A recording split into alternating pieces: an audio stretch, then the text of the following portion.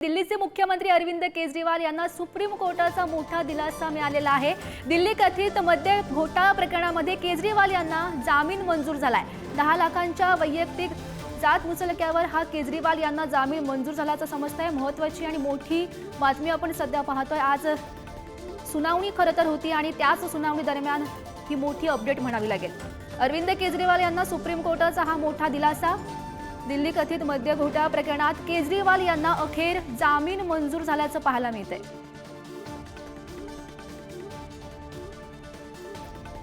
तर 10 लाखाच्या वैयक्तिक जात मुचलक्यावर केजरीवालांना हा जामीन मंजूर झालेला आहे। तर या संदर्भात बोलण्यासाठी आपल्यासोबत धनंजय शिंदे सध्या आहेत। धनंजयजी आपण पाहू शकतो केजरीवाल यांना हा मोठा दिलासा म्हणावा लागणार आहे, कारण त्यांना अखेर जामीन मंजूर झालाय। हो, हा जामीन मिळणारच होता आणि म्हणून आमची घोषणा होती की जेल के ताले तुटेंगे, अरविंद केजरीवाल छूटेंगे। कारण आपल्याला कल्पना आहे की खोट्या केसेसमध्ये केंद्रीय यंत्रणांनी त्यांना अडकवायचा प्रयत्न केला। ईडीने जी त्यांच्यावरती म्हणजे त्यांना जे अडकवलेलं, तर त्या ईडीच्या केसमधनं त्यांना जामीन ऑलरेडी मिळालेला। परंतु केंद्रातील भारतीय जनता पक्षाच्या क्रूर आणि कपट नीतीने सीबीआयला त्यांनी मध्ये आणलं आणि सीबीआयच्या माध्यमातून परत त्यांना म्हणजे तुरुंगात टाकण्यात आलं।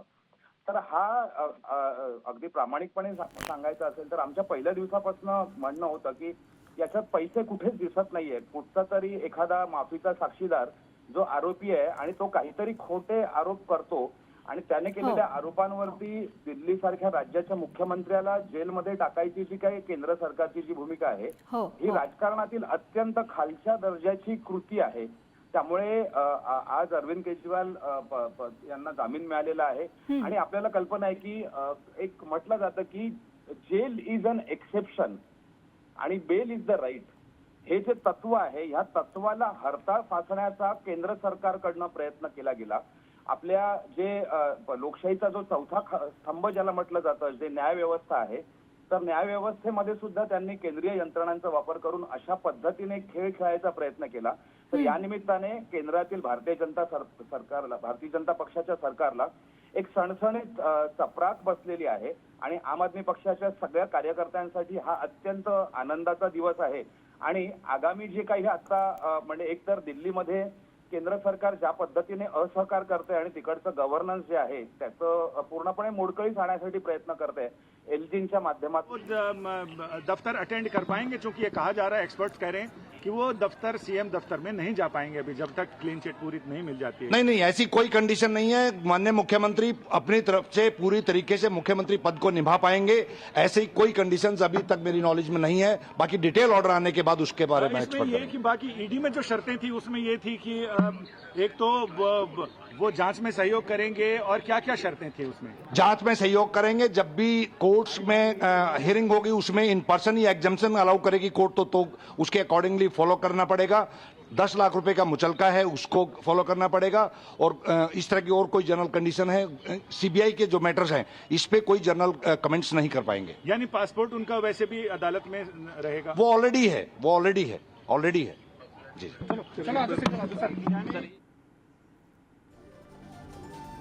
तर पुन्हा एकदा आपचे नेते धनंजय शिंदे यांच्याकडे जाऊयात। धनंजयजी, आपण पाहू शकतो सुप्रीम कोर्टाचा हा मोठा निर्णय सध्या म्हणावा लागेल। कधीपर्यंत खरं तर अरविंद केजरीवाल बाहेर येतील आणि यानंतर तुमच्या पार्टीची भूमिका नेमकी कशी असणार आहे?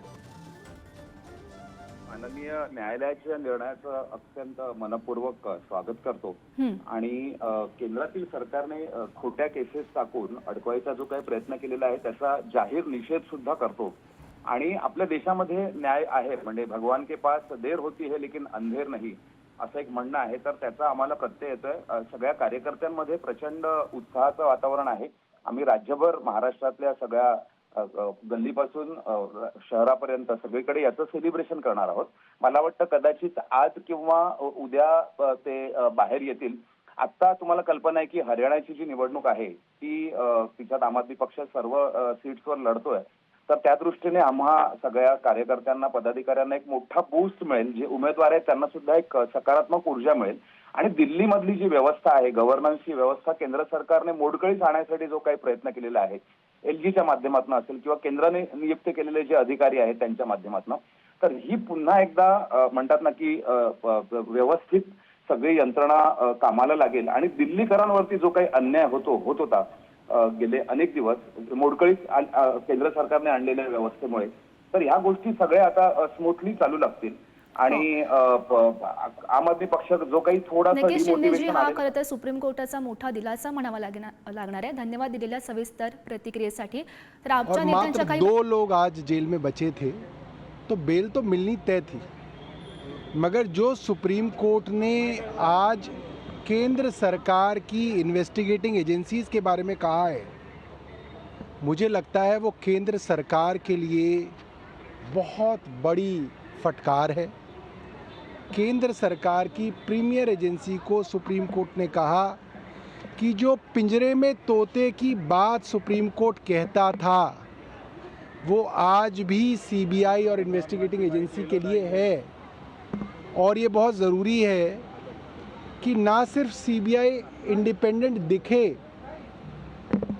इसका परसेप्शन हो कि ये इंडिपेंडेंट है।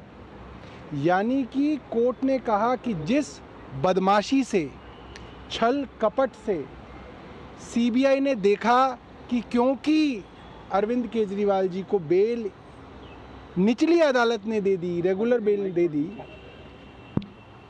तो भाग के 22 महीने तक जिसको गिरफ्तार नहीं किया उसको जाके झपट के गिरफ्तार किया। ये सुप्रीम कोर्ट ने कहा। सुप्रीम कोर्ट ने कह दिया कि पूरी की पूरी केंद्र सरकार की इन्वेस्टिगेटिंग एजेंसी अरविंद केजरीवाल को जेल में रखने के लिए ये सारे षड्यंत्र कर रही थी। ये बात सुप्रीम कोर्ट की बेंच कह रही है।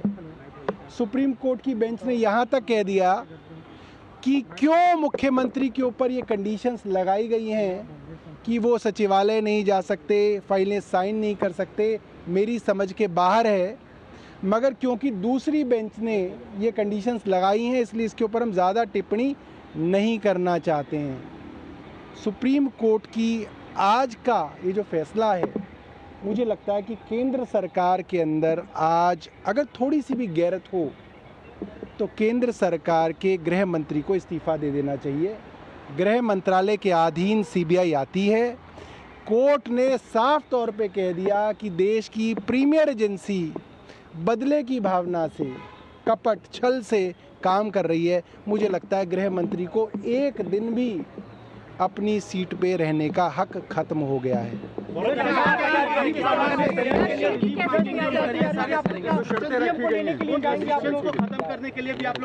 देखिए वो बाकी अभी मैं अंदर घुसा नहीं हूँ।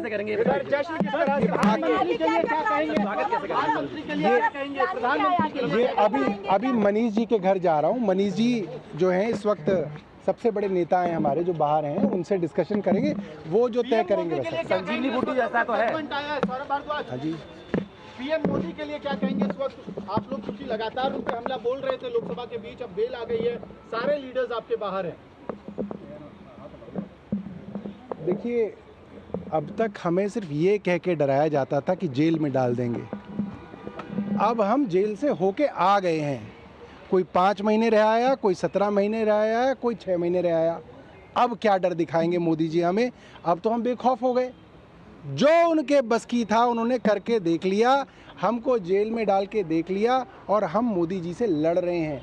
अब मोदी जी की किताब में कोई तरकीब नहीं बची। अब मोदी जी क्या करेंगे वो बताएं।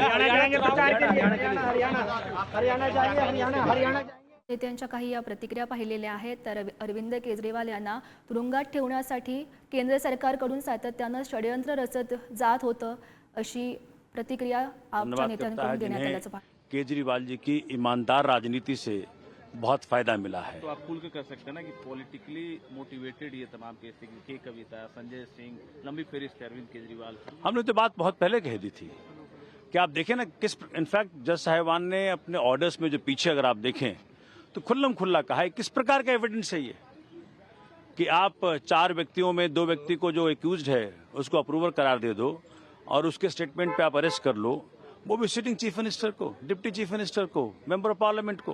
कर क्या रहे हैं आप? तो मुझे लग रहा है कि आज जो फैसला आया है, अब भारत की जनता के कोर्ट में दूसरा फैसला बहुत जल्दी आएगा। हरियाणा का भी आएगा, जम्मू कश्मीर का भी आएगा, महाराष्ट्र का भी आएगा, झारखंड का भी, दिल्ली का भी आएगा, सबका आएगा।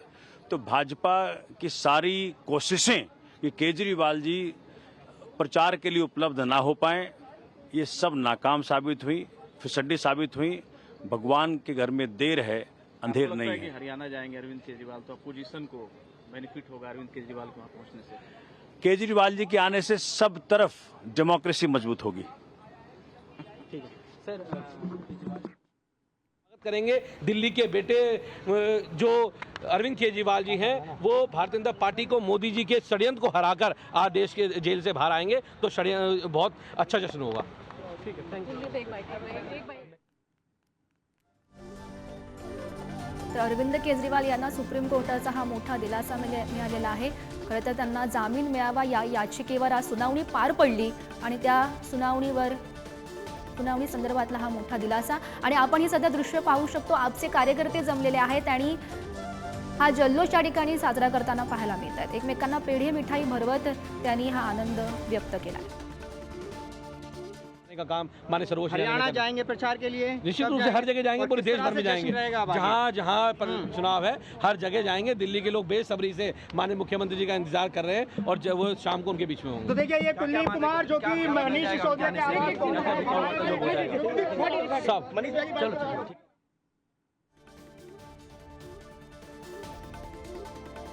तब्बल 5.5 महिन्यांहून अधिक काळ केजरीवाल हे तुरुंगात होते आणि त्यांना हा मोठा दिलासा खरं तर मिळाल्याचं पाहायला मिळत आहे।